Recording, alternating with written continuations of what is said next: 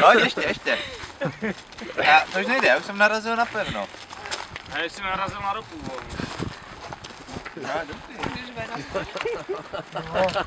Je to super. Tak ty vole, jak jsem měl po vycházce zapocené, tak rozhodně. V autobuse jsem se fakt bál jezdou. Teď to začne syčet, vole, vařit ta hora. Prdeli, toto fakt. Než to z Čech. Čech se přizpůsobí. Ještě s tou cedulkou, zákaz vstupu mimo to. Všichni šikovní žákovci. Se silama jsou na hrunci. Dívej se na to, vole. Prdeli toto. Ne. Máte tu byli vytesat byl kameň, jo. S tou elektrárnou to musí To být. máte jako 18 stupňů. No, je to teplé. Je to teplé. Na nohy to stačí. Já nevím, jak tam potom to nebude tak. Co to je za Japonce?